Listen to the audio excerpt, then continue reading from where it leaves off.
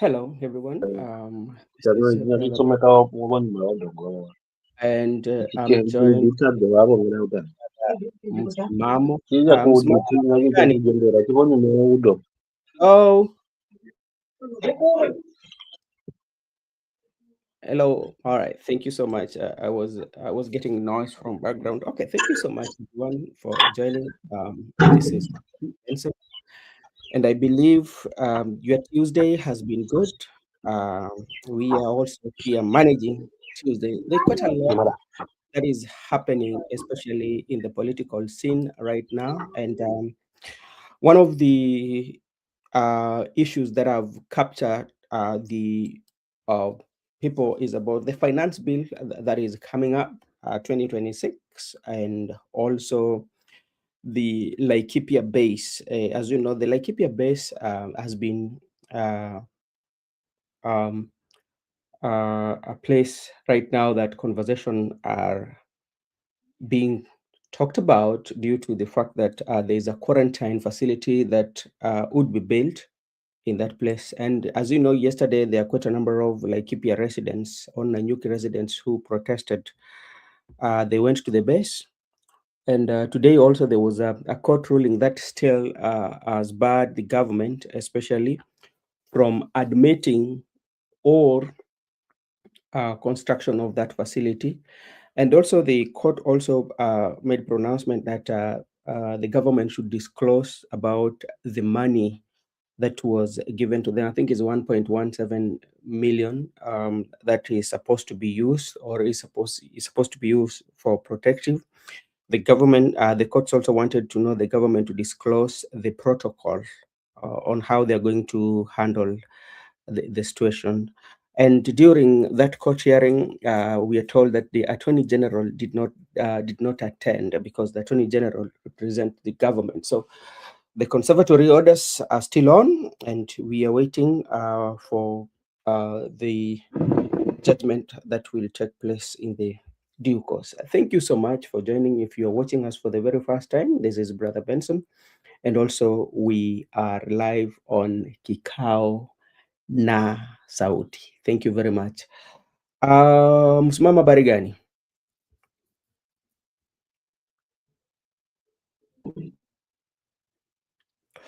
Okay, seemingly niko salama ndugu yangu, hali yako hapo studio? tuko vizuri.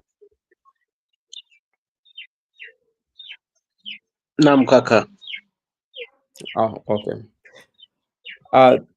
Thank you so much, Msimamo. We want to have a conversation on an issue that is at hand, especially the issue of Ebola. There are quite few activists that were in town. They were demonstrating today. They were arrested by the plainclothes officers at CBD in Nairobi near Archives.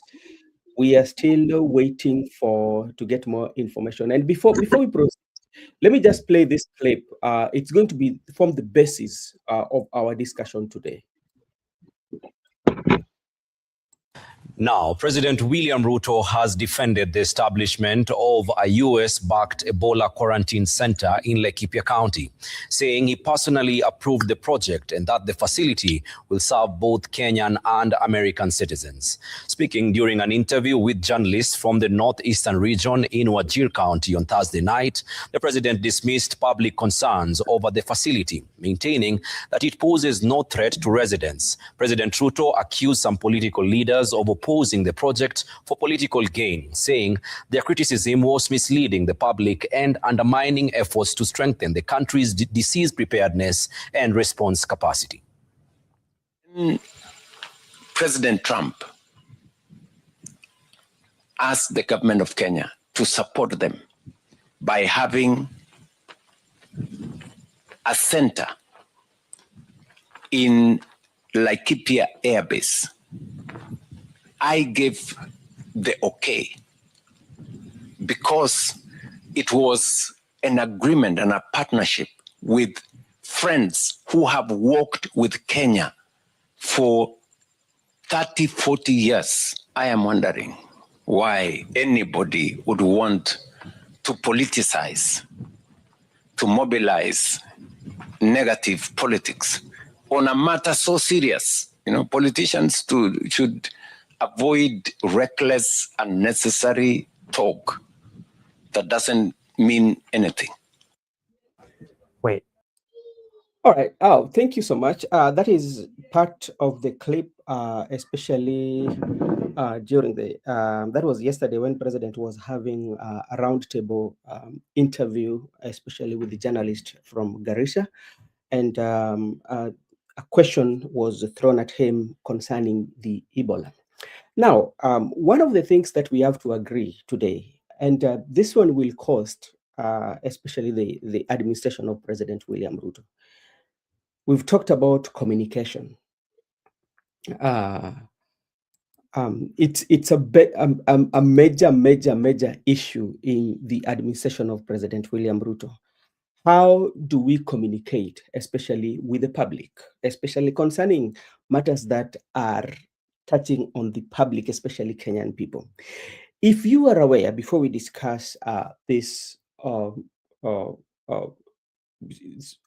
the speech or the interview that President had, there was a document that was going around the social media that was saying that former President Uhuru Kenyatta made that signing.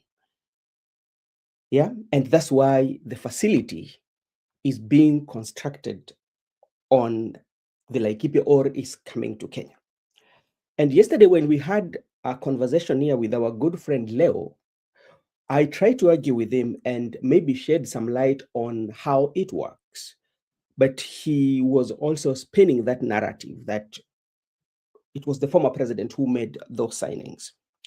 One thing we have to agree, there were signed collaboration assignments that were made between the United States and Kenya. That is something that we agree on. But on this, we tend to disagree. We had a point of departure. So today, the president, yesterday, the president confirmed that he is the person that okayed that upon the request of United States coming from President Trump, So some of the questions that people are raising, when you approach, which is okay, because in the world, the people collaborate. Each and every country you can ask for assistance. Remember, you have a country that you're leading. When were you approached and when did you bring this to attention of the public so that public can have engagement? That is one question that somebody might ask. So those are the questions that people want to ask.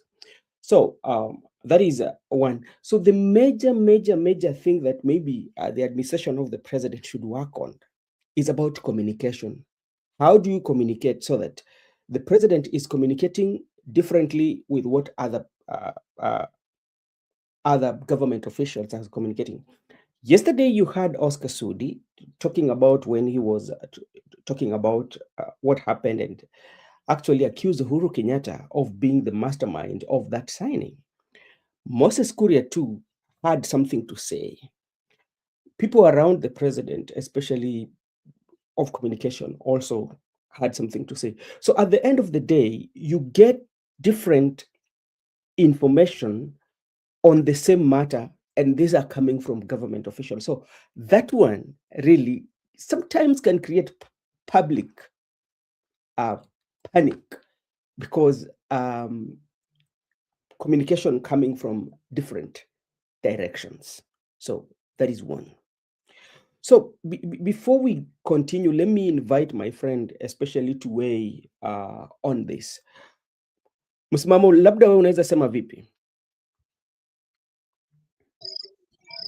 Kaka, mimi kwanza nichukue fursa hii kumshukuru Monani kwa kunijalia tena pumzi ama kutujalia pumzi kwa hapa tena, lakini vile vile pia ni washukuru wale ndugu zetu ambao wametenga muda wao kutusikiza na wale ambao wanatupandisha upande wa comment section. La kwanza mimi ambalo ni la ufunguzi ni kwamba inakuwa it's becoming a norm blaming Uhuru Kenyatta for each and everything. Hili wanasema kwamba iliafikiwa 2015, yani lilikuwa na mjadala, lilianzishwa na Uhuru Kenyatta 2015, fine. But katika utekelezaji bwana halikutekelezwa wakati huo. Hilo ndio swali wanashindwa kutuambia, kwa nini halikutekelezwa wakati huo mpaka sasa hivi ndio linatekelezwa. Kisingizio kiwe kwamba ilikuwa ni miongoni mwa maneno ambayo regime iliyopita ilianzisha. So wameweka hilo kama kigezo sasa kwamba linaanzishwa na Uhuru, then Uhuru huyo ndo analaumika kwamba ndo ameharibu everything, kila kitu wao walipata ameharibu. So kwa kweli sababu kama hii kwangu kama mwananchi hajanipa mashiko kwamba ili lilianzishwa 2015 haya mazungumzo. Kwa kama ilikuwa ni mazungumzo yalianzishwa lakini hayakufikia kikomo, maana hatukuona haswa ujenzi wala mwendelezo wa hili. Kwa mwananchi hana habari kama hiyo. Kwa hivyo kuliafiki kikamilifu kwamba lilianzishwa wakati ni wao ndo kama kisingizio tu. Naona, lakini lingine kubwa ambalo linanipa maswali ni kwamba jambo hili la Ebola na hawataki kutueleza vizuri, ni kwamba tukinukuu maneno ambayo haswa litoka katika nchi hiyo ambayo ni mfadhili wa Amerika. Kwanza wao hawana haja na kuona yoyote ambaye ni mgonjwa Ebola mipakani kwao. Kwanza hilo. Pili, nashangaa kwamba wafadhili wao wamesema kwamba wanakijenga hiki kituo kwa minajili ya watu wao tu kuja kuwatibia hapa kwetu. Hiyo ni misingi ya Amerika. Kurudi katika majibu ambayo tumeyapewa sasa na viongozi wetu wa nchi, ambayo nasema ni kweli, mimi nilitilia kwa sababu niliona kwamba litahudumia wananchi wa Kenya na wale wengine. So katika huo mtazamo tayari mwananchi hapa yuko njia panda. Kaka yangu Ben hajui amini la Mwamerika ambaye ndio mfadhili aliyosema kwamba anakijenga hiki kituo tu kwa kuweza kuwatibu watu wake tu. Kinyume na kile ambacho tunakisia sasa machunu kwa kiongozi wetu kwamba kituo hiki kitaweza kuwahudumia haswa wa Kenya na wale wengine. So kwa kweli unakuta hapa kuna mgongano wa mitazamo, lakini mbona atie saini yeye peke yake? Alikubali yeye peke yake ni kwa sababu sababu ya power alionayo kuweza kulitengeneza hili kwa niaba ya milioni 45 ya Kenya, milioni 45 ama milioni 50. Je, katika suala la miradi kama hii kimkuthadi haswa ifanyike, basi kuwa na procedure. Naamini kwamba kuna process ama kuna procedure zile ambazo zinafaa zitumike ili kuhakikisha kwamba kitambo liwe sasa limeafikiwa, basi hakuna wasiwasi miongoni mwa wale viongozi na pia wale nchi ambao watakumbatia mradi kama huo. Je, hilo limefanyika? Utagundua kwamba hakuna. Mbona limelazimishwa? Ni nini haswa kile kipo? Ndio bado tuna kizungumkuti kwamba hii kambi ambayo wameafiki hili na wanajaribu kuilipamba wanashindwa kutuelezea hayo maswali. Nadhani mimi nitaanzia kwa hapo kwanza kaka yangu Ben. Nirudi kwako, asante. Asante sana. Kuna labda kuna vitu ambazo mimi nataka labda tu kuongelea ili wale ambao wanatusikiliza labda wanaweza katusaidia kwanza. Na hizi ni swali ambalo labda kila Mkenya, mtu kama mimi, nataka kujua, kwa sababu siwezi sema kwamba naweza sema kwamba ni kubaya sana tuseme kwamba Rais Trump aliongea na Rais William Ruto ili apate usaidizi, kwa sababu katika dunia kuna ile viongozi wanaweza kuongea lakini ukitaka usaidizi lazima tuangazie usaidizi ambao unataka iko na thamani gani kwa watu wako na iko na thamani gani kwa yule mtu, ama yule mtu anaona thamani gani. Sasa labda niendelee katika lugha ya Kiingereza. Unaona, one of the things that we have to ask ourselves, especially as a country, there's what we call the sovereignty of the nation. Who hold the sovereignty of the nation? Yeah. The sovereignty of the nation is held by the people, and that sovereignty is donated to leaders by the people. And how do they donate? They donate by voting you so that you can be the custodian of, negotiate for them, or even take care of them, and they've given you that power. Yeah. when this power is donated to you and you have a situation whereby you're being asked, okay, I need this, what could be the best way, especially to handle that, knowing very well that you're a leader and that leadership has been given to you? So those are some of the things that we need to talk about. Another thing that we also need to talk about, what are our national values? What do we cherish as a nation? Yeah. Then there's also what Constitution provides to Kenyans. Each and every Kenyan has the right to live. That is one. That is a right. Yeah. And the Constitution provides that the Kenyans should also have high standard of health care. They should get high standard of health care. They should be provided by their government. And then you come and look at Kenya. What kind of constitution do we have? Or what kind of democracy do we have? Kenya, we have what we call constitutional democracy. And when you look at constitutional democracy, is where it is governed by the constitution, the rule of law. It's not a monarch. When you look at monarchical, I would call it so, democracy is where the unilateral decision is made by the king.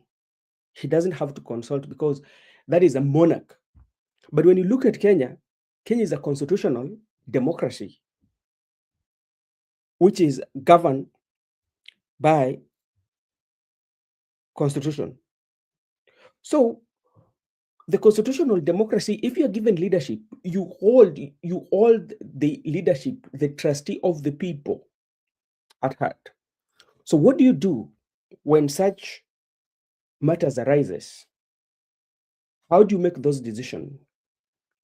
Would you make them by yourself and say that, okay, this is good for Kenyans without sharing?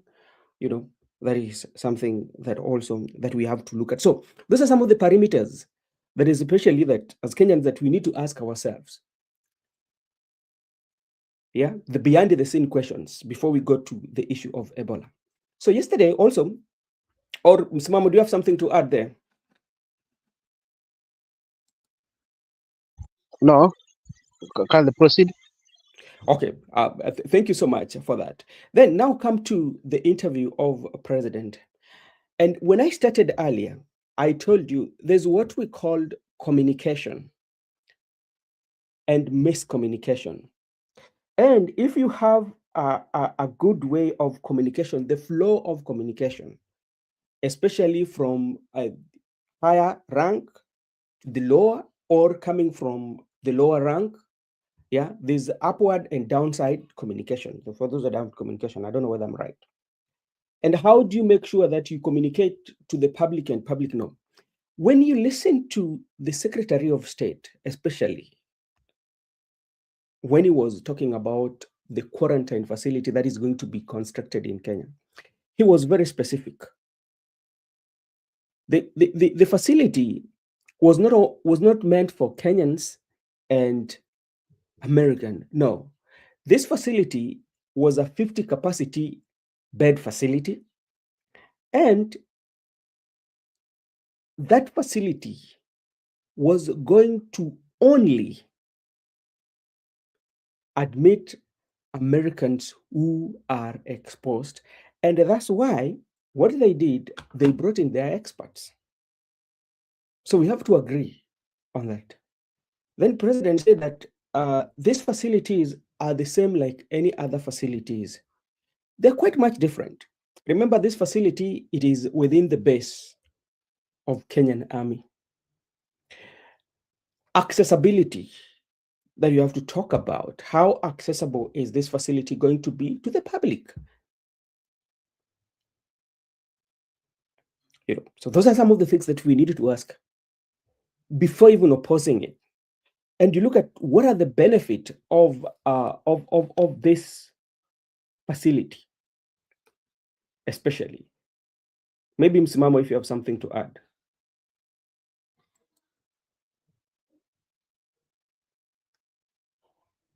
Kaka, mimi cha kuongezea hapo kwamba kama ni manufaa ambayo tunatarajia kwamba mradi ukiletwa utaweza kutusaidia pakubwa. Kwanza sina hata moja mimi ila hayo manufaa, kwa sababu manufaa haya maybe ingekuwa pengine haswa ni ugonjwa tu lele mama, si ugonjwa ambao ni ambukizi ambao ni tishio, tena ugonjwa ambao na huwa kwa spidi ya ajabu. So kiasi kwamba hayo manufaa kama pengine wanafikia kwamba labda pengine ni kwa ajili ya Wakenya pindi gonjwa hili litakapozuka, hatujakuwa na kisa hata kimoja ambacho pengine kutoka ugonjwa huu uanze miaka hiyo mpaka sasa ambayo kimeweza kuonekana katika taifa letu. Kwanza hilo ni la kumshukuru Mungu. Sasa huu wasiwasi ambao tunajiwekea mapema kuweza kuweka hili tahadhari mapema ni nini? Mimi hapo ndo nashindwa, kwa sababu maybe pengine ningekuwa nchi jirani hapa, mgonjwa umefika Uganda hapa, umeshapita unakaribia mipakani hapo, umeshagusa, tungesema sawa, Mwamrika wacha ingilia hapo atusaidie katika hili, kwa sababu mbavu pengine kwa kujenga kuleta vifaa hivyo ambavyo vitatumika kuweza kuwahudumia wagonjwa wale, pengine mbavu hatuna kutokana pengine na hali yetu ya kiuchumi, na Amerika amejitolea kimhanga kwamba wacha yeye atasapoti kwa sababu ya kuweza kulinda haswa, but havijavuka Uganda, hatujapata kisa kimoja kwenye taifa letu. Sasa huu wasiwasi ni wa nini, ambao kwamba tunachukulia kwamba ni jambo lilikuwa limewekwa 2013 likafanywa renewing 2022. Kwa hivyo ni jambo ambalo kiongozi anaweza sema tu kwamba lifanyike na lifanyike kwa manufaa ya wananchi, lakini sasa ukitazama si jambo ambalo ni jambo dogo, ni jambo ambalo kwa kweli likilipuka basi hata wao wanajeshi wetu ambao watajengewa hii kambi pale kwao basi wako hatarini. Na pindi watakapoumia si wanajeshi wa Amerika watakaoumia, ni wanajeshi wetu ambao wanatulinda on daily basis hapa kuhakikisha kwamba tunakuwa salama haswa nje haswa na ndani ya mipaka yetu. So haraka ni ya nini? Hii haraka ya goti ni ya nini? Hapo ndo nataka kupata maswali yangu mimi kama mwananchi wa kawaida. Unaona, lakini kwa kimanufaa kwa kweli sijaona manufaa ya dhati zaidi. Ndio haswa ni bora kuziba ufa kuliko kujenga ukuta, fine, but mazingira yapi? Mazingira yapi? Ikiwa haswa mwenye mfadhili huyu kwake tayari asheka meza kuweza kulinda wananchi wake kwa kuhakikisha kwamba anahakikisha kwamba hakuna hata chembe ya mtu mmoja ambaye ataonekana haswa ataweza kuruhusika kuweza kuingia haswa katika taifa hilo, kumaanisha kwamba yuakinga haswa watu wake. Nchi jirani hapa ya Uganda imefanya vivyo hivyo kuweka mipaka haswa kuona kwamba wananchi wake wako safe. Sasa mikakati maalum ambayo imewekwa haswa kabla ya hii facility kuweza kujengwa ni ipi? Kwa sababu hatujakuwa na kisa kama hiki. Kwa hivyo watu waambie haswa kinachokula mtoto ni kipi?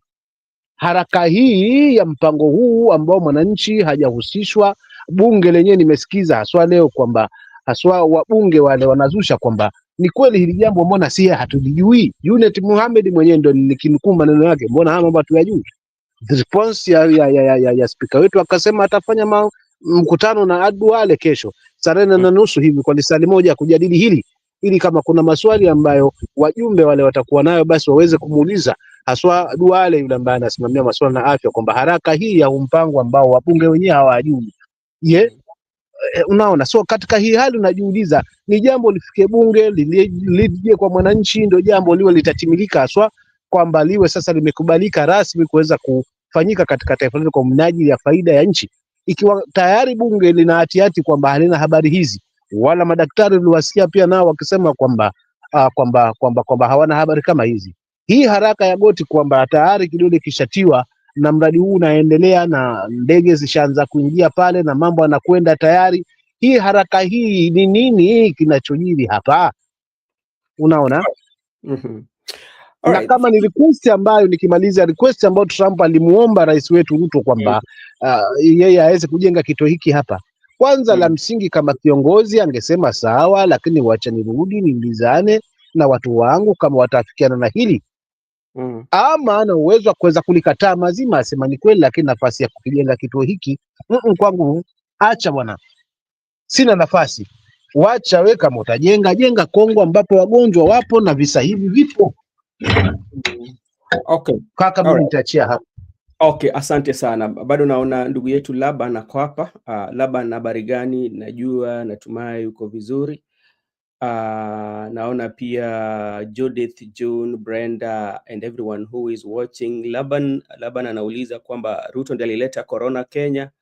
Hey brother Ben, two-term. Okay, Judith pia anasema the benefits of facility to Kenyans, it's only for Americans. Maybe Kenyan specialists can learn how to handle the disease from American experts. That is according to Judith. Hey, Augustus Arunga, I hope you're doing good. Thank you for joining us. Are they allowed to access it? Okay, so there's also screening is ongoing in port of entries every day here on the tahadhari. Thank you so much everyone for your comments, and I'm getting a news here, and this is yes, I'm getting this. The US allocates Kenya shillings 6.7 billion for establishment of up to 50 Ebola response clinics across the region. That is a 6.7 billion that has been allocated. Now, we want to go and look at the president's speech today, right now, because I'd already played, but there's something that I want us to at least get some information out of it. President Trump asked the government of Kenya to support them by having a center in Laikipia Airbase. I gave the okay because it was an agreement and a partnership with friends who have worked with Kenya for 30, 40 years. I am wondering why anybody would want to politicize, to mobilize negative politics on a matter so serious. You know, politicians too. Okay, when you listen to that, President William Ruto is admitting that actually this was a request that was made upon by the President of United States, especially to assist them put up a facility in Airbase. So it means it was very specific when the America was putting requests, especially to the Kenyan government. They wanted the base where they should put that, and they were very specific of the Laikipia Air Base. But when you talk about that Laikipia, one thing that I'm not getting from the president, especially maybe to get more hope to Kenyans, he could have also mentioned or assure Kenyans that what the Secretary of State of the United States said, but that is Marco Rubio, about this facility is only going to be for Americans. You know, the president is saying different. The only another thing also the president did not mention about the Congo, you know. So it's just communication. I don't mind. What I want to know is that how you can communicate so that we can we can get more information. And president is talking about politicizing the situation.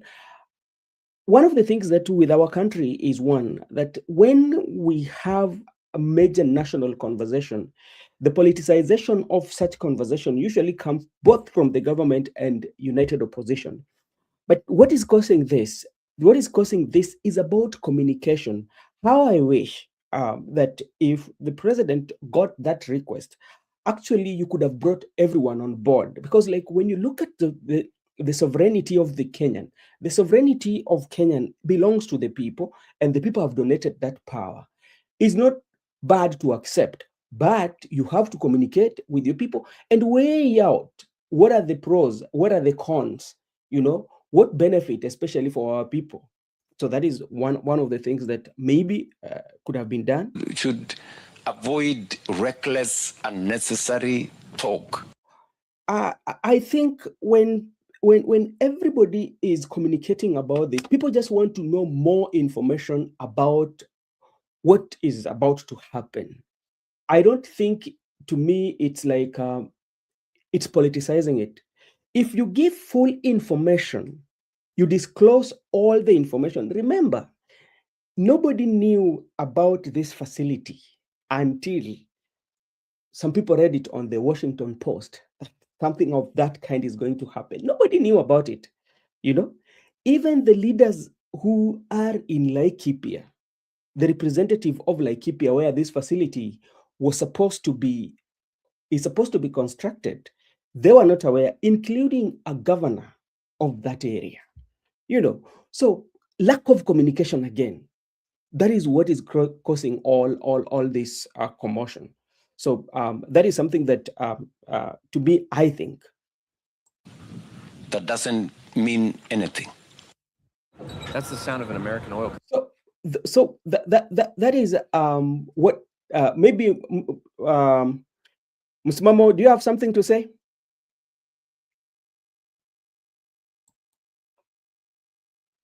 Kuzungumza kwa sababu lugha hapa ni gongana, lugha ni gongana. Mwingine hataki kabisa kuona hataki kabisa kuona ugonjwa wa Ebola kwake, kwa kuwachunga watu wake. Yeah. Lakini kaomba kwa jirani msaada wa kuweza kuhakikisha kwamba anajenga kituo ambacho kitaweza kuhudumia watu wake. Kisha cha ajabu, anaelewa mpaka pale ambapo ataweka kile kituo ambapo ni Laikipia. Yeah. Je, alijuaje haswa kwamba kuna Laikipia na ndipo mahali bora ambapo anaweza weka kituo chake? Alitumia njia gani haswa ya kujua kwamba mahali anapotaka yeye siku nyingine ni Laikipia? Kwa sababu hii ni kauli ambayo kiongozi wa taifa anaizungumza mwenyewe kwamba Mwamerika ndo alimuomba ajenge haswa kituo hiki tena Laikipia, na akamwambia okay. Alijuaje Laikipia? Yeah. So unakuta katika hii mitazamo unafika kwamba huyu anasema aliombwa ndio aliomba. Na kwa nini aliomba? $1.7 billion. Kwa hivyo niko tayari kuhakikisha kwamba wanajeshi wetu wanaumia, wananchi wanaumia, lakini nihakikisha kwamba hizi hela nimezitia kiganjani. Atuambie hiyo ndio kweli, that's the reality. Na hiyo ndio mawazo yake kimtazamo wangu. Haya mengine kwamba inaingizwa siasa hapa ndani, hakuna siasa, kwa sababu wabunge wake mwenyewe wanatamasha hili kwamba hawana habari hizi. Hata spika hana habari hizi, maana angezungumza habari hizi ninazo jamani mimi. Lakini amesema mimi sina habari, na kujua kwamba sina habari, kesho nawaletea siasa hapa wa afya tueleze zaidi masuala haya. Lakini ukiangalia at large ni jambo ambalo kwa kweli litawahudumia wananchi, lazima haswa wahusishwe kikamilifu. Sasa alijaje huyu Trump kwamba Laikipia kwamba ndio mahali bora ambapo panastahili kujengwa hili, na tayari mambo yanaendelea na kila kitu kinaendelea tena kwa kasi ya ajabu. Kaka, hapa kunapigwa jibwa bure, lakini hii nyumba inanuka nyama. Asante. Asante sana kakangu. Another thing also that my good friend here, Laban Misiani, was talking about screening. Just to remind you, if you're a very keen follower of news, especially from America, there's some airports that America has really put screening, almost all their airports. If you have like JFK, those are one of their biggest airports in New York. And among others, there's those screening whereby if they screen you and try to suspect that you have any symptoms, which is a very good idea. But remember what the Secretary of said, that their first priority is about to protect the American people, and they're not going to allow anybody from outside to enter US, especially with Ebola.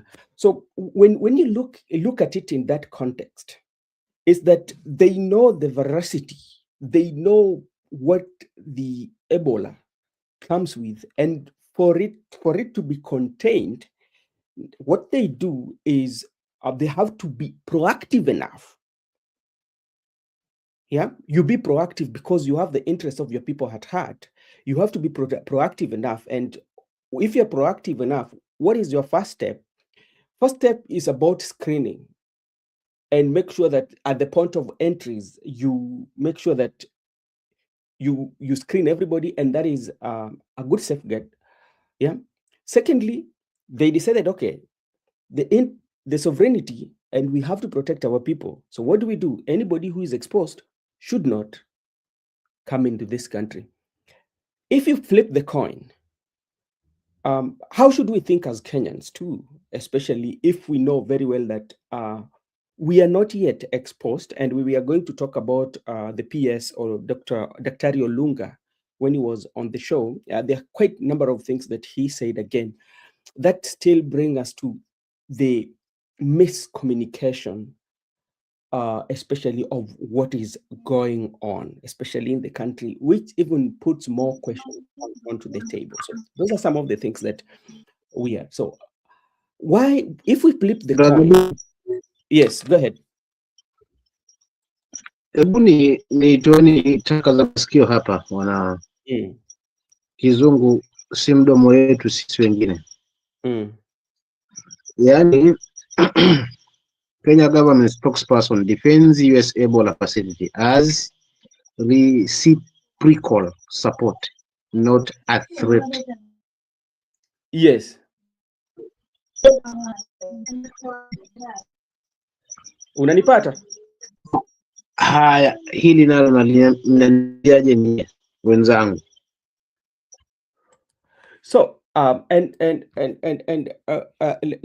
umemaliza? Mimi nimemaliza. So on that note also, that is some of the questions that even Laban is here. So are we, is it that we are doing this because, like, if at all, for instance, we were supposed to be assisted, one, we could be assisted by providing us with resources, you know, but if everybody has to quarantine, we should not be very specific. And it's not like we say that because have assisted us for so long, we've worked with them, so we are offering you this as a way of you supporting us for the longest period of time. But do we look at the threat that is going to come to Kenya? What is the threat? What is the threat like, or what are the consequences? So maybe I cannot speak for the government. Maybe President William Ruto maybe evaluated the situation after the request and look at both the pro and the cons, mabaya na mazuri, akapata kwamba mazuri iko na uzito kuliko mabaya, so ndio akasema basi wachi si tuchukue. Labda inaweza kwamba labda alifanya hivyo, labda kulingana na yeye, kwa sababu rais ni yule mtu ambaye ako na ujasusi, anapata reports, he has intelligence. Maybe they might have carried a feasibility study with that period of time, and the response they got was that this is not a threat, you know. So those are some of the things that now we are just asking ourselves, but like we also have to listen to what the public is saying. Maybe if you allow me, let me play some video here, especially concerning the same, and you know, itatusaidia kabisa. Let me just play this video, and we can get more information of what is happening right now from the courts. These are from the courts. Start off with the developing story on Ebola, where the High Court has extended orders blocking President William Ruto-led administration from either accepting or entertaining Americans or foreigners who are infected by the deadly virus into the country until the cases filed by the Katiba Institute, the Law Society of Kenya, and Fred Isaboke are heard and determined. The court has also ordered the Kenya Kwanza government to make public the 1.7 billion. So this is something that is coming from the court, coming from the courts. So one of the lessons that we are getting from the courts here, one, the courts has put a conservatory order, especially one, not to continue with the construction or putting up that facility. Two, not to allow anybody, not only from America, from any foreign country to enter the country, who are exposed. Two, also the government to disclose the money that they were given. So it's now getting quite much interesting. So I think now people will get the information that they need, because these are the questions that everybody was asking about the money and all that. So those are the court ruling. Let's go ahead. Shillings deal with the US for the Ebola quarantine facility within 7 days. The conservatory orders halting the establishment or operation of any Ebola exposure, quarantine, isolation, or treatment facility in Kenya has also stopped any arrangement with any other foreign entity on the same. In orders issued this morning after the Attorney General failed to appear in court. Additionally, the respondents must provide details of the protocols intended to govern the admission, handling, isolation, and treatment of persons exposed to Ebola. The orders will remain in force pending the Another thing that we are learning from that, Attorney General did miss out during that session. Two, the court is also asking the protocol, how are you going to handle it? Which is quite much very important for us to know. How are we going to handle, especially when the country is receiving the patients, that you need to outline to Kenyans, especially how you are going to handle this, especially the protocol. What are the protocol? The protocol are, especially if somebody is exposed, or if somebody who is exposed is entering the country, how is he going to enter the country, and how is he going to be moved from the airport, especially to the facility? So those are some of the things that the protocol might include. So the government need now to outline to Kenyans how they get, not only for the foreigners who are coming, but also the country as large. Hearing and determination of the petition. By the respondents of any response. Okay, that is what is there. Msimamo. Ili jambo kama litapita, basi wamama wale wa Laikipia wajiandae kwa watoto machotara, na wasije pia wakaanza kuzusha na kudimandi haki zao, maana hao Amerika nao wachezi mbali hao. Ukifanya mchezo wanabandikwa watoto. Anyway, yote tisa, wacha nirudi haswa kwenye mada. Ni kwamba ikiwa jambo la mahakama ni kamba ni shtukizi, Anthony General ni shtukizi. Swali langu najiuliza, kuna haya ambayo iko juu ya sheria,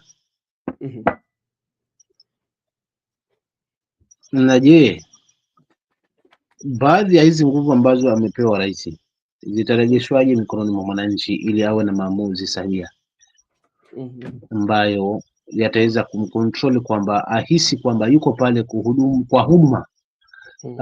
Kiongozi yote anayepata nafasi ya kuongoza taifa aelewe kwamba ni huduma ile ambayo ametwikwa jukumu lile la kuweza kulisimamia taifa, lakini si hiki kifua ambacho tunakiona kwamba nikiwa na power I can do whatever I can do, kwa sababu mimi ndio kusema ndio mwisho, ndio kila kitu. Nadhani hili ni jambo ambalo mimi kama ningekuwa na uwezo, basi wajumbe wale wangeweza kufanya amendment hicho kipengele cha kupunguza haya majukumu mengine ya madaraka mengine na nguvu zingine ambazo zinatoa maamuzi kama haya. Lakini kama pengine haswa kisheria, maana sijasoma kwamba kwa sana kwamba amepitiliza haswa kutoa maamuzi kivyake kinyume na katiba na sheria, na sheria inasema hakuna ambaye yuko juu ya sheria hiyo, wote tumekuwa chini ya sheria. Basi kwa kweli kuna haja haswa ya wananchi haswa kuunganisha na mengi ambayo tumeona haendi sawa, na kuweza kupeana ujumbe mmoja tu kwamba basi viongozi wetu wapumzike kwanza, ili tuone wananchi kwamba tupate nafasi nyingine ambayo tutaweza kuchagua kiongozi ambaye atajali haswa maslahi ya wananchi, kwa sababu Ben, kwa nini nifikia hatua kama hiyo kama mwananchi?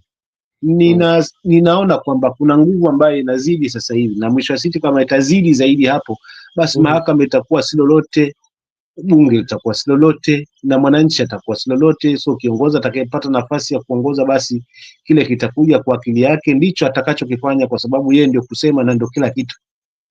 Ili tuoane na hili, basi nadhani kwamba lazima hizi haya manguvu mengine ambayo anakabidhiwa sasa punguza lisa hisi, kwamba akikaa pale, viongozi wote akikaa pale, ajue kwamba yuko pale, kwamba nguvu ambayo imemweka pale mwananchi, ama ni nguvu ambayo kuna watu ambao wanasimamia hili ambalo mwananchi tunaweza muaccess na kumuuliza maswali, nini hili lifanyike.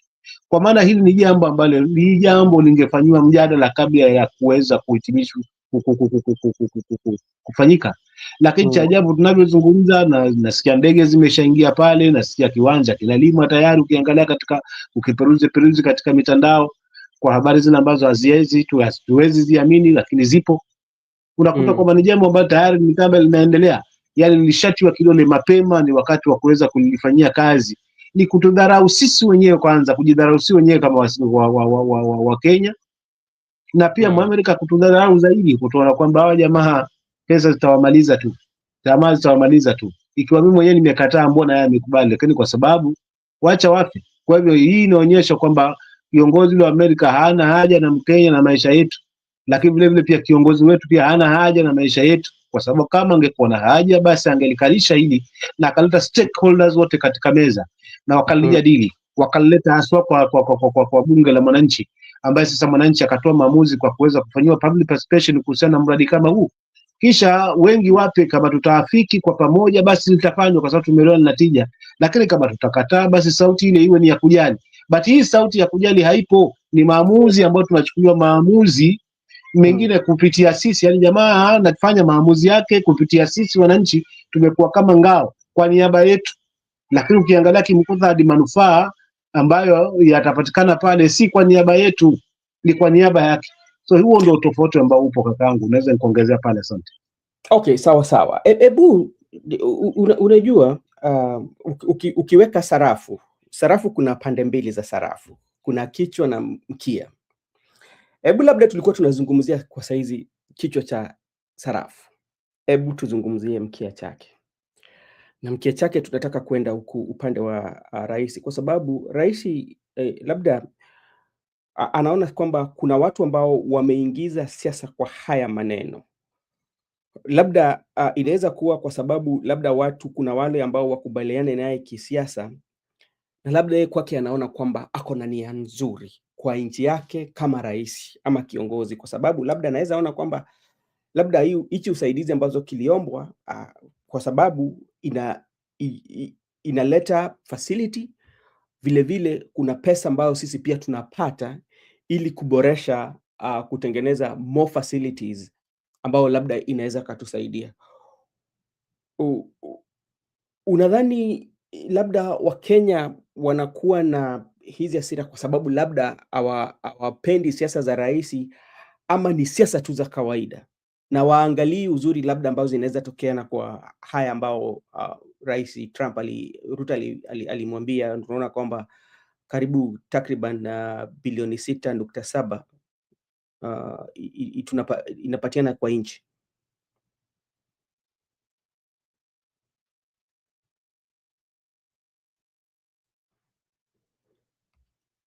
Kaka, bado huko? Nipo kaka. Unajua umesema shilingi yani sarafu, tuangalie pande mbili. Labda tuangalie pande huu sasa, kwamba aliona labda pengine kwamba kuna hela tutapata, alafu kuna nini. Kabla tuangalie hela kaka, wala tuangalie mahusiano ambayo tumekuwa nayo tangia tupate uhuru na Amerika.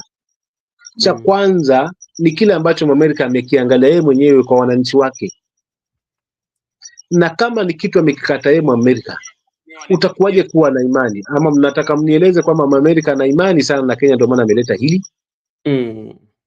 pasipokuwa na matarajio na malengo yake haswa dhidi yetu ama dhidi ya taifa. So kiukweli ni kwamba hata nikijaribu kuiangalia pande zote mbili, mwisho wa siku narudi tu pande moja kwamba hili jambo limefanywa haraka mno. Hili jambo ni kama lilikuwa limepangwa tangia awali, likatiwa kidole muda mrefu. Tena ni wakati wa kuulizana maswali, bwana tulikubaliana hili, mbona halikai? Mbona halijafika? So pressure inatoka mahali kwingine. Sasa tumekuwa ukuta sisi, ama tumekuwa kanga wenye chongo, tunafukulia wenye macho, kwa kuweza kuwekwa kifua mbele kwamba hili jambo litawapa manufaa nyie.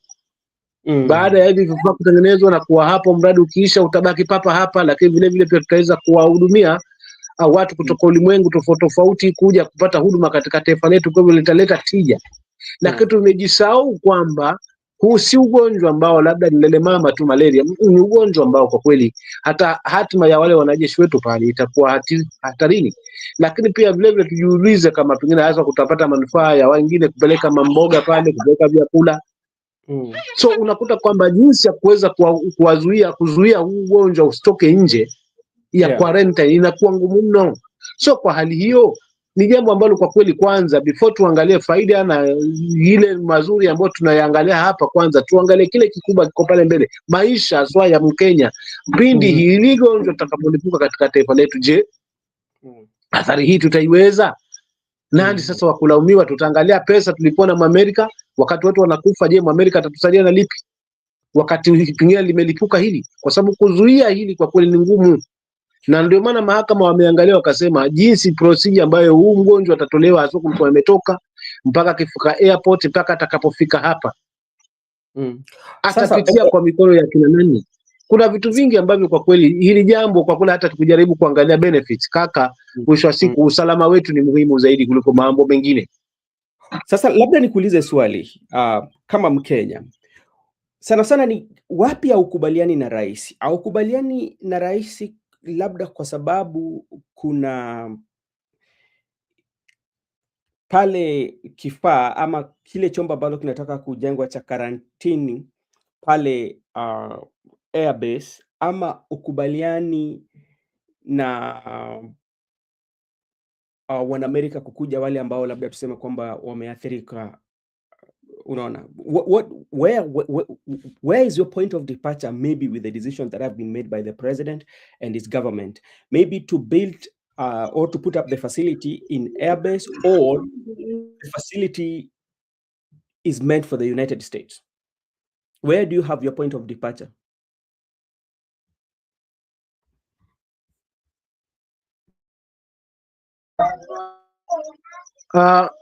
Unajua, umeniuliza vizuri kwamba wapi sikubaliani. Kwa kweli sikubaliani na mfumo mzima na process nzima na mpaka ilipofikia na maamuzi aliyochukua in totality. Na kwa nini nasema sikubaliani na hilo na mengi? Kwanza, jinsi ya maelezo la hili jambo, kwanza jinsi anavyolieleza, mimi kwangu sikubaliani nalo.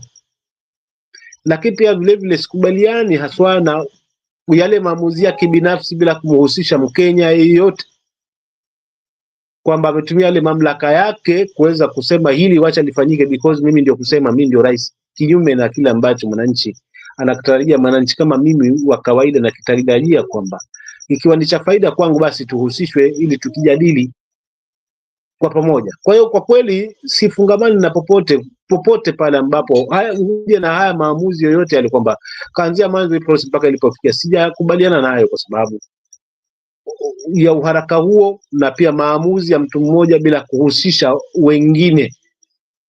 Unaona, so katika hiyo hali kwa kweli mimi kama na mwananchi wa kawaida sikubaliana na hilo. Ndio yapo manufaa sawa, ndio yapo yale mazuri ambayo pengine haswa yanajaribu kubandikwa pale, ambayo pia sawa yanaweza, lakini si katika gonjwa hili ambalo kwa kweli Mwamerika yeye mwenyewe kaingia wasiwasi, kagomea kabisa kwamba hata mipakani kwangu sitaki kuona mgonjwa wetu wa Ebola. Ikiwa yeye ndio expert, yeye ndio mfadhili mkuu, yeye ndio ambaye ataleta madaktari hapa, ndio yeye ndio mfadhili mkuu wa kila jambo, ikiwa yeye mwenyewe kwake hataki, je, itakuwaje kwetu atuonee imani hii? Lakini pia pili, turudi katika upande wetu sasa ambao ni wa taifa letu na uongozi. Yapo mataifa close kabisa jirani ambayo yamefungamana na Kongo ambapo ugonjwa huu upo. Lakini pia yapo mataifa mengi Afrika. Kama huu ni mradi ambao ni wenye tija, basi ungegombaniwa na kila mtu. Tungeona mataifa mengine pia wanasema leteni huku, kwa Kenya mnaona kwamba kwenu vipi, leteni kwetu. Mpaka sasa hivi hakuna taifa ambalo pengine limejitokeza kugombania hili, na kama alipo jamani niambieni, maana nisiye kaa pia pingi nami ni mwingi wa mawazo ama ni mwingi wa overthinking. Kwa hiyo kwa kweli in totality, ndugu yangu Ben, hata tukipaka mafuta namna gani, procedure nzima hii ya hili jambo mpaka yani process nzima mpaka ilipofikia, kwa kweli mimi sikubaliani nalo, hata na mwenye pia kufanya haya mawazo na maamuzi haya, kwa sababu alifanya kinyume na matarajio ya wengi, kinyume haswa na kile ambacho wengi wanakitegemea kwamba wangehusishwa katika swala hili, kwa sababu hii ni afya, huu ni ugonjwa. Maafa hayana urafiki na hela, hayana urafiki na mahusiano yenu ya muda mrefu. Ugonjwa hauna hilo. So hili si jambo la kubezi tu kwamba labda ni maamuzi tulala kukicha unasema wacha hili lifanyike. Kunayo ya kufanyika kama hivyo, kama itakuwa na tija, lakini si swala la ugonjwa ambalo kwa kweli ni lazima likaliwe haswa katika kikao na kuwa na mwafaka ambao kwa kweli haswa kuna makubaliano ambayo ni ya dhati, lakini pia maamuzi wa mwisho mwananchi ahusishwe kikamilifu. Asante. Okay, asante sana. Labda tu swali langu tukielekea ukingoni wa mjadala hii letu hii. Leo nilipata nafasi kusikiliza mahojiano kati ya katibu mkuu wa afya Olunga akiwa pale katika radio fulani, akasema kuwa, naweza sema katika English tati, kuna there are around 35 people, especially Kenyan citizens, who are in quarantine, especially as he speaks, who came from Congo. They include professionals, they include that. Hao wote walikuwa. Now, this one is just coming out, especially now when he was being interviewed. How were they going to prepare the public, especially to let them know that what we are dealing right now, we have 35 patients who are exposed right now and they are under our quarantine, and these are the measures that we should take. Like you put your country aware. Nobody knew that there were 35 people who are under quarantine until today. Said that, let me disclose something to you. What is your take on that?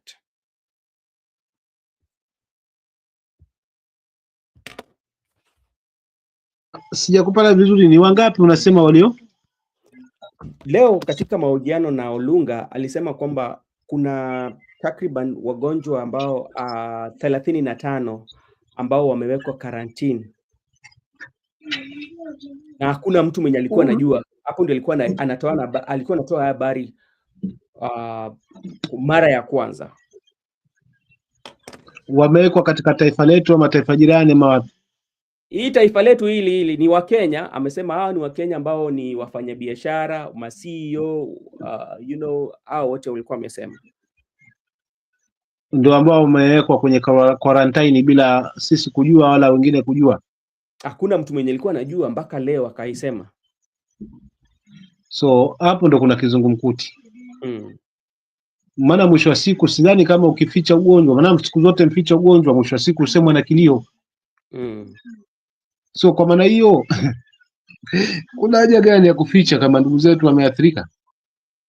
Na ndio maana hiki kinajengwa, kineko wazi kwamba tunakijenga hiki kituo kwa sababu already tuna visa hivi na hivi na hivi na hivi. Mbona mpaka kelele ziwe nyingi hivi, watu wanashangaa nini kinaendelea, mbona mambo haya yamefanyika hivi ndio linatokea hili jambo? Na kama tayari wapo, je, measures ambazo haswa zipo za kuona kwamba watasalia wao 30 na kitu wala wengine hawataathirika? Je, tuna uwezo huo? Ama tunamtegemea huyu mfadhili ambaye kwake amesema hata mtu mmoja asionekane na hakuna kisa ambacho kimeripotiwa kwake? So unakuta kwamba mambo kama haya yanayojitokeza kuchelewa kama hivi yanaleta kizungumkuti mno. kwamba unashindwa mwananchi kwamba tunaishi taifa ambalo kwa kweli kama kunafanyika vitu vingine vya ajabu kama hivi asipokujua, je, tunaelekea wapi kama taifa? Je, tunalaumu nani sasa hapa? Tunalaumu nani haswa kama si uongozi ulio? So mimi nitaachia hapo kakaangu, sitaongeza zaidi hapa sana. Okay, thank you so much. Maybe to bring you to speed, I can quote based on the interview. This is what PS said, Olunga, Dr. Olunga. We have many Kenyans traveling from the DRC. We currently have 37 Kenyans in Ebola quarantine. They are not American citizens. We are working with the US to strengthen our quarantine capacity. As we do that, we are taking in their citizens. That is according to Ulunga. So we are working. So they are working with American citizens. So due to the fact that they are working with American citizens, so they're taking. So when did we get the Kenyan 27 of them, and where are they quarantined? And what are the precautions that they've been taken, especially to make sure that they contain this, so that so many Kenyans should not be exports. So that is what Olunga said. Maybe kitu ambacho labda unaweza sema kwa hayo. Kaka nikiongezea kitu kidogo hapo, kwamba jambo dogo, kwamba pia tumemsikia kiongozi wetu wa taifa akisema kwamba si hicho tu, bali kuna maeneo yanataja kwamba yataweza kutiwa quarantine, tofauti na kile ambacho Amerika amekiafiki kwamba yeye anakijenga kituo kwa ajili ya kuwahudumia watu wake. Then hapa tumegundua kwamba vituo vitaweza kuongezwa zaidi mpaka kwa maofisali, tunaona katika sehemu zake ambazo katika hayo mahojiano.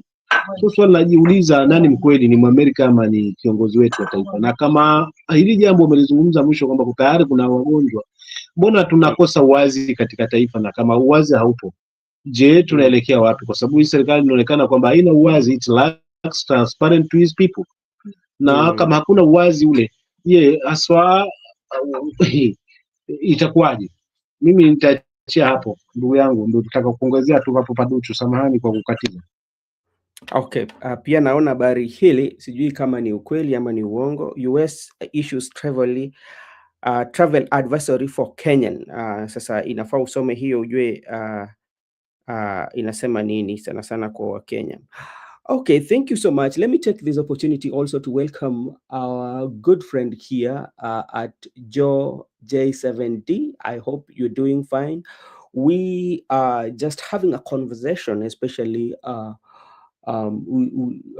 President William Ruto has given the reason why when he was contacted by the American government, why he gave an okay, especially for facility to be put up in Laikipia. And he said that during the request, it was very specific that the President of United States, together with the United administration, reach out to the President William Ruto, and they wanted to put up a facility, and they were very specific in Laikipia base.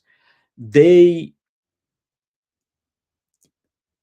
just requested, and again, they were very specific at where they do want to put their facility. So the question is, why Laikipia base? So that is the question that everybody is asking.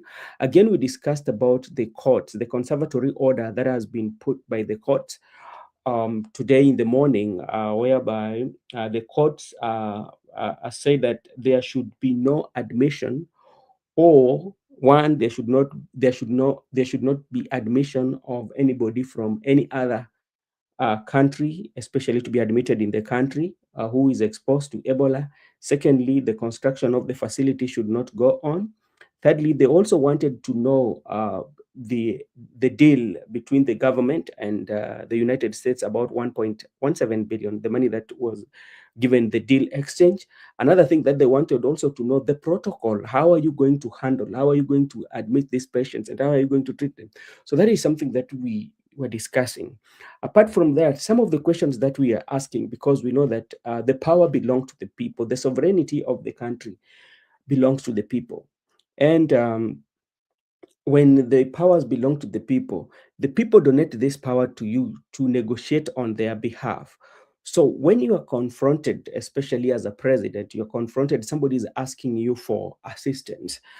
Do you need to make unilateral decision by yourself and say that, okay, I can you consult your people or no? So those are the questions that people are asking. Was President William Ruto right by okaying the building or putting up that facility? Or was he supposed to contact or have a conversation with the Kenyan citizen and give the feedback? Um, that is something that also people are asking. People are also asking about the constitutional. You know, as a Kenyan, Kenya is a constitutional democracy. It's not a monarch democracy.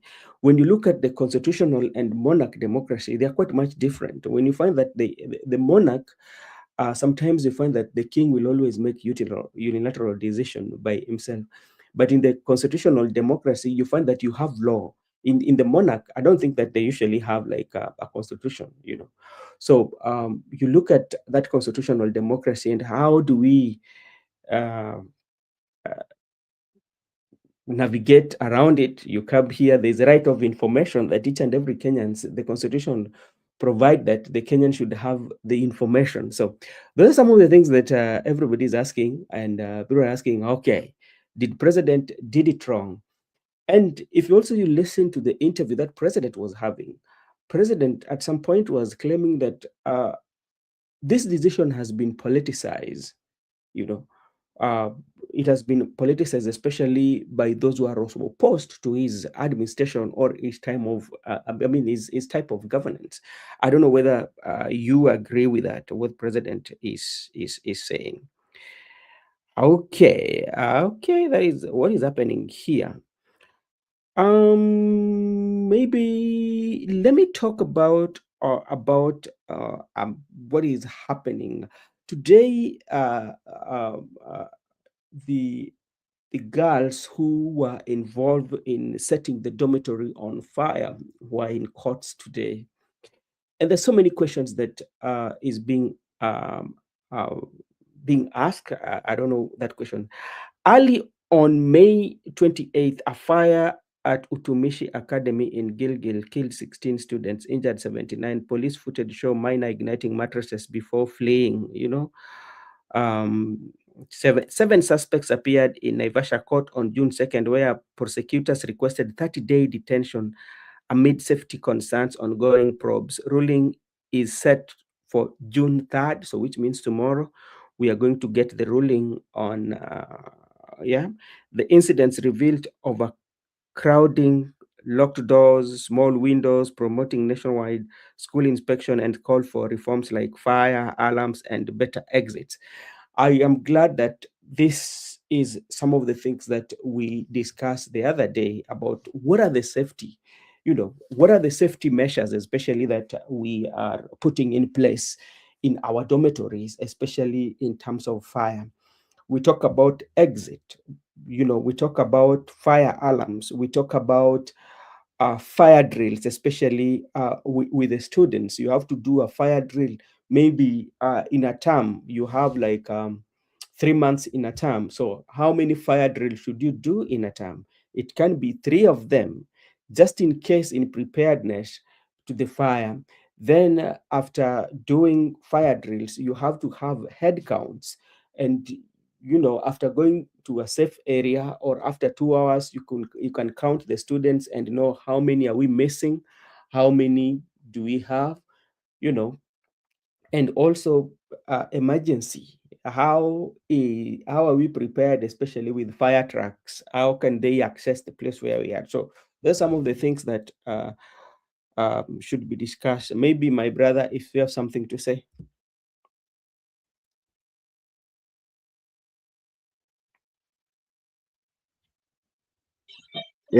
Mimi changu cha kumalizia ni hivi.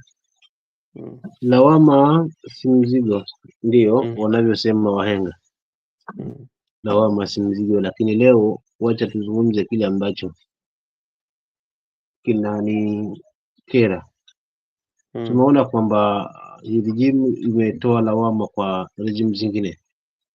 Lakini leo pia nayo nikumbushe kwamba lawama inayo kwa kuweza kuturejesha kule kule tulipotoka kabla ya katiba yetu ya 2010 kwa mzee kasema, ama tunafuata nyayo.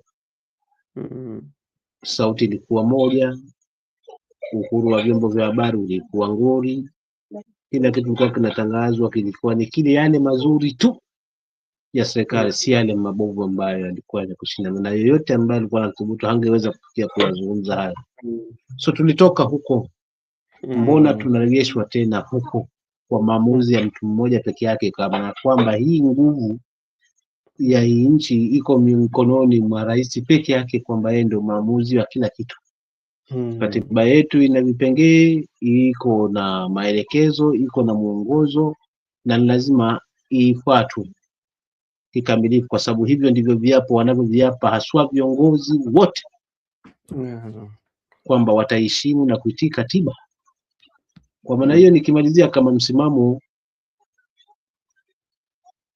ni jambo la fedheha kurejeshwa kule, kwamba tuna sauti ambayo tumemkabidhi kiongozi kwamba awe amplifier yetu, hawezi turudi tena kwetu kutuuliza kwamba jambo kama hili linafaa mahali fulani. Kwa kweli haswa ni jambo ambalo linanitamausha na sioni kwamba tunaelekea wapi kama taifa. Hivyo basi langu nikimalizia ni kwamba uwezo tunao, katiba yetu nguvu imetupa, ni kuacha siasa nyingi katika jambo kama hili na kuzungumza ule ukweli kwa niaba haswa ya afya yetu kama taifa. Kwa hiyo tuhitaji wote kama wananchi, haswa wrong body, ikiwezekana haswa tuseme no, na isiwe tu ni mahali fulani peke yake. Hili ni jambo litawaathiri wote sisi kama Wakenya, kwa sababu mmoja wetu akiondokana na hili ni sisi tumepungukiwa, si taifa lingine limepungukiwa. Kwa hiyo yote anaondoka na gonjwa hili, si ndo tumepungukiwa. Na akiondoka hata jalisha kwamba labda ni wa jamii hii, wacha aende tu, huu ugonjwa hauchagui jamii jamani. Kwa hiyo kwa kweli haswa nasema kwamba tukitaka kuinzi kuachana na kidonda, ni kidonda kupona. So hili kidonda kwamba kipone, basi ni kusema no katika hili, piga ua vyovyote vile, tusilikubali liwe laendelea, tulikataa, kwa sababu hili ni taifa letu, wala hatuna taifa lingine. Mimi nafikiri ndio usemi wangu wa mwisho, kaka yangu Abena. Asante. Na wale ndugu zangu wote ambao wako kwa comment section pia ni washukuru, haswa ambao wameweza kutuwakilisha kule upande ule wa pili. Nadhani mimi ndio utakuwa usemi wangu haswa tukiaga hapa. Asante. Asante sana kakaangu kwa nafasi yako na pia kupata nafasi ili kuja uzungumze na sisi hapa, tukitoa maoni kulingana na maneno ambazo ama habari ambazo zimechukua kipaumbele katika nchi yetu. Wacha nichukue fursa hii kusalimia ama kuregesha asante kwa wale ambao walikuwa na sisi wakati ambao tulikuwa tunaanza kipindi, na vile vile wale ambao wamejiunga na sisi kwa muda ambao tulikuwa na kipindi. Nianze na rafiki yetu IOWJ7D. Thank you so much for always being with us on the show, and thank you so much for your comment. I agree with you. Smoke detectors too. Those ones are very, very crucial. That should be looked into. Judith, thank you so much, and Brenda, and Latanya, and everyone who was with us in this show. I can also see our good friend, especially on Facebook, Grant. Grant is an aspiring, he's a politician, an MCA there, aspiring MCA in our good county of Kisumu. So we wish him well as they want to pump in new leadership, especially in the Kisumu leadership, especially in the county assembly. Tomorrow we will have a discussion here, especially when we look at, especially do the recap on what happened in Kirembe grounds in Kisumu, because that meeting was supposed to be a declaration, especially for ODM, especially to speak as a unit or to unite so that they can have a strong base. But behind so much mobilized and so much hyped, There's so much that is going on in that, and it has exposed so many things. One of them, and we've always said that it has exposed especially the leadership of ODM, especially led by Oburu Odinga. Secondly, it also has exposed the internal wrangles within the party, because like there was a supremacy in that, kwa sababu there was heckling, and what was bringing about this heckling was the rival camps, especially, for instance, if you're very keen, the senator for Kisumu was heckled during that rally. The MP for Uriri, Mark Nyamita, was heckled. There was sometimes that there was a commotion when Oburu was speaking, and he told the boys, just keep quiet, I will give you something after this. So it exposed so many things. So tomorrow we will be talking about that. And how is ODM especially going to navigate and actually get its own where it was before Baba, if they can. Secondly, also, we J7D. Okay, all right. Thank you so much. Noted. We are also going to discuss about the Linda Wananchi, the Sifuna factions. They are going to Thika. How will that one be? Bearing in mind that the area that they are visiting, especially Thika, is a place where President William Ruto had strong support in 2022, but from now, look of things is not. And what is the reception going to be? Is it going to be massive? How is it going to be?